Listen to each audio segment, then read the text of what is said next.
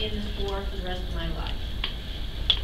And you ask, what war could you possibly be in? I am fighting against getting refat. 3 years ago, I lost 95 pounds. I have made lifetime goal, and with Weight Watchers is how I did most of it. Lifetime goal is when you get to your height and weight, and then they give you a little area. I'm 5'7", I'm supposed to be between 140 and 160. Well, I made 160, so I made lifetime on their records. And now I'm just fighting to stay there because it keeps creeping back at me like you wouldn't believe it. It's like getting ridiculous. So I'm still fighting. You know, you think, oh, you make it, forget it. And I think that's where a lot of people mess up and they lose it. They stop trying, I don't know. And then those, oh, I'll have this extra cookie, or, oh, I can have that banana. And then you find out 4 bananas later. So I've really got to get back into it. And I'm a proponent of portion control. I can have anything I want. Don't ever say you cannot eat anything again, because it will drive you crazy wanting it. If I want that chocolate cake, I will have the chocolate cake. At home, a lot of times in the evening, I'm into Cheetos. So I've changed to baked Cheetos, and when I have Cheetos, I measure them out. Scale, because I cannot be trusted. The serving size of Cheetos is 28 grams. And I will play around with the big Cheeto and the little Cheeto to get to 28 grams. Not 27, because that would be cheating me out of a gram. Another thing I've learned is, instead of it, a lot of times on chips, they tell you like 7 chips. If you weigh them, you get more. You could end up with 8.5 chips if you weigh them. And for every chip, it's worth it. So weighing food is better than using the serving size. But the serving sizes do work in a pinch if you're doing it. But you need a scale. And you need to read those labels, unfortunately. And I don't know about you, but years ago, Haagen-Dazs. Can't have it in my house right now, ever again. But Haagen-Dazs, in the past, it was a container. Oh, that's little. That would be a serving, you know? Grab a spoon and hit the couch, and that was how my evening was spent. In those Haagen-Dazs containers, there are 4 servings. A serving of Haagen-Dazs is half a cup. You know, you think, oh, half a cup's not much.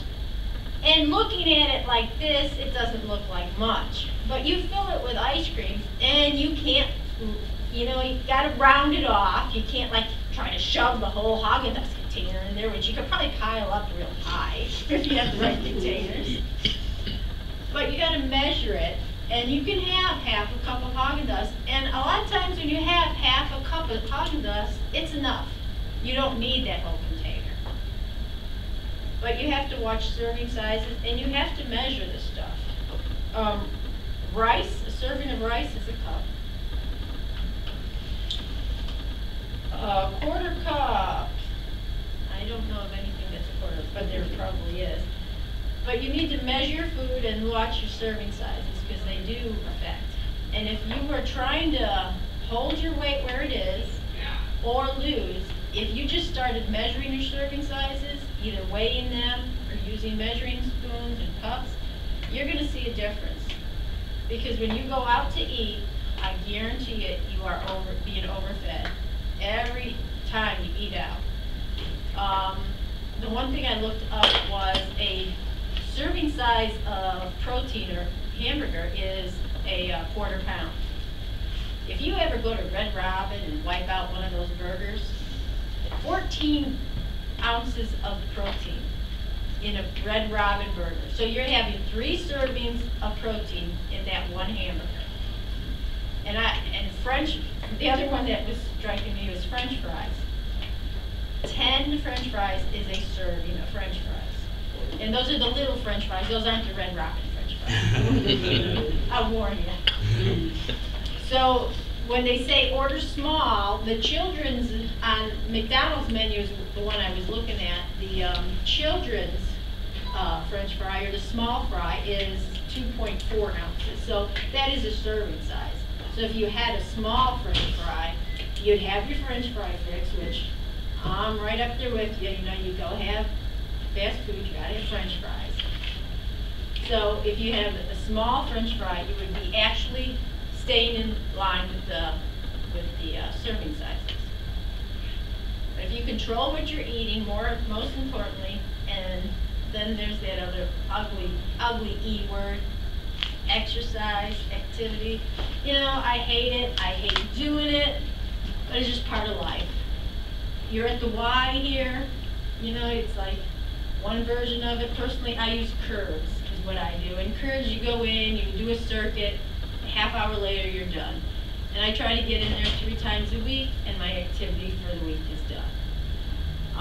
Try to walk the dog, try to walk the kid, try to walk the husband, try to walk anything. It doesn't matter. Just get out and walk, if nothing else, because it's going to add up, those steps.